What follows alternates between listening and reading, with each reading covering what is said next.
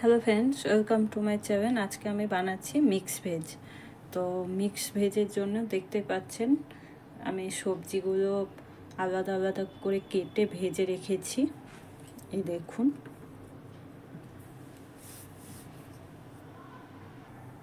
এখানে দেখুন আমি গ্যাসে কড়াই বসিয়ে দিয়েছি। কড়াইয়ে সর্ষের তেল দিয়ে দিব। আমি সর্ষের তেলের ব্যবহার করছি এখানে। তো আমি পরিমাণ মতো দিয়ে দিব মশলাটা কষার মতো। আর এখানে আমি মিক্সির জারে আদা, জিরে, কাঁচা লঙ্কা, টমেটো পিষে নিয়েছি।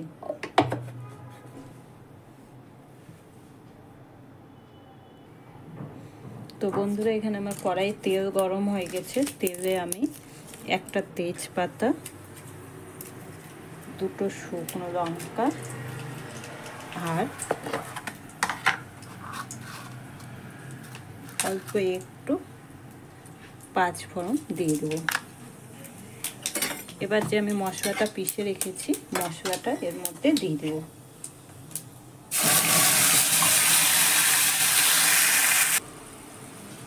এগুলো আমি ভালো করে নেড়ে চেড়ে মিশিয়ে নিব।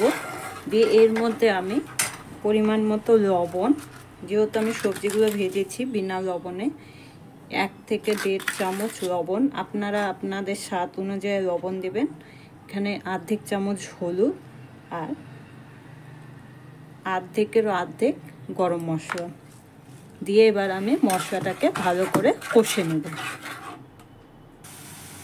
তো দেখুন বন্ধুরা, এখানে আমার মশলাটা কষানো হয়ে গেছে। এবার আমি এর মধ্যে সবজিগুলো দিয়ে দিব।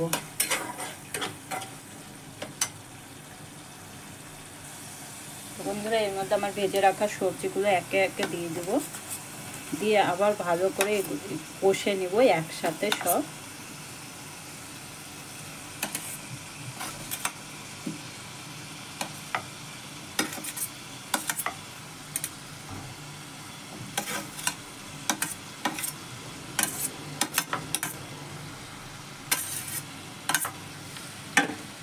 এই আমি সব সবজিগুলো দিয়ে দিয়েছি বন্ধুরা। এবার আমি এটাকে ভালো করে মিক্স করে নেব, নিয়ে ঢেকে দেব।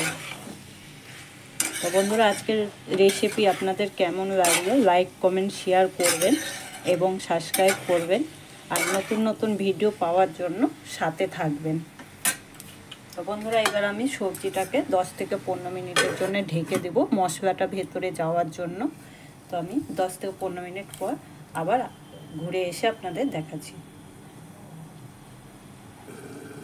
তো দেখুন বন্ধুরা, 10 থেকে 15 মিনিট হয়ে গেছে। এবার আমি আপনাদেরকে ঢাকনাটা খুলে দেখাচ্ছি। এই দেখুন, মিক্স ভেজ এই সব সিদ্ধ হয়ে গেছে।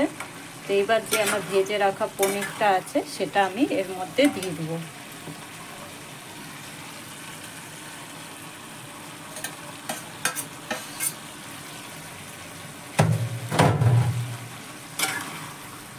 এবার এটাকে আমি ভালো করে নেড়ে চেড়ে মিশিয়ে নেব।